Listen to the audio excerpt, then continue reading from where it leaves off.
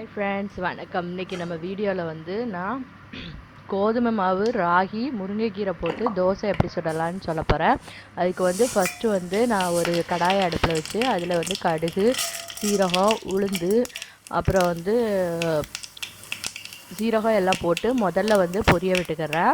அது பொரிஞ்சதுக்கு அப்புறமா நம்ம வந்து கட் பண்ணி எடுத்து வச்சுருக்கிற வெங்காயம், கருவேப்பிலை, அப்புறம் இஞ்சி ஒரு சின்ன துண்டு, பச்சை மிளகாய், இது எல்லாத்தையும் வந்து பொடிசாக அரிஞ்சு அதையும் வந்து ஃப்ரை பண்ணிக்கலாம். இது வந்து கொஞ்சம் நல்லா ஃப்ரை ஆகணும். அதுக்கு வந்து தேவையான அளவு உப்பை வந்து இதில் வெங்காயத்துக்கு தேவையான உப்பை வந்து ஆட் பண்ணிக்கோங்க. அதுக்கப்புறம் வந்து ஒரு கை அளவுக்கு முருங்கைக்கீரையை ஆஞ்சி நல்லா தண்ணியில் க்ளீன் பண்ணிவிட்டு அதையும் ஆட் பண்ணிக்கிறேன். இதுவும் சேர்த்திங்கன்னா உங்களுக்கு நல்லா டேஸ்டியாகவும் இருக்கும், ஹெல்த்தியான டின்னராகவும் ஆச்சு.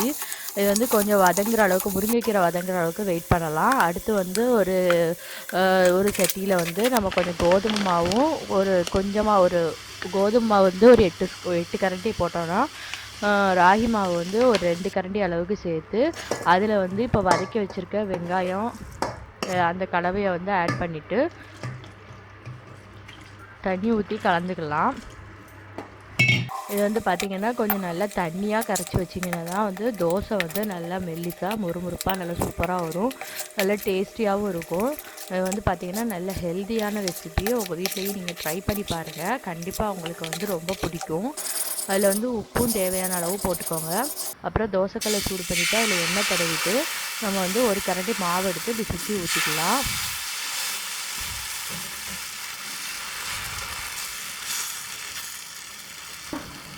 அடுத்து வந்து இதுக்கு தேவையான அளவு உங்களுக்கு என்ன வேணால் விட்டுக்கலாம், இல்லாட்டா வேண்டான்னா விட்டுடலாம். நான் வந்து சின்ன பிள்ளைங்களுக்கும் சேர்த்து ஊற்றுறதுனால கொஞ்சம் எண்ணெய் விட்டுக்கிட்டேன். அவ்வளோதான், தோசை வந்து சூப்பராக வந்து ரெடி ஆகிடுச்சு.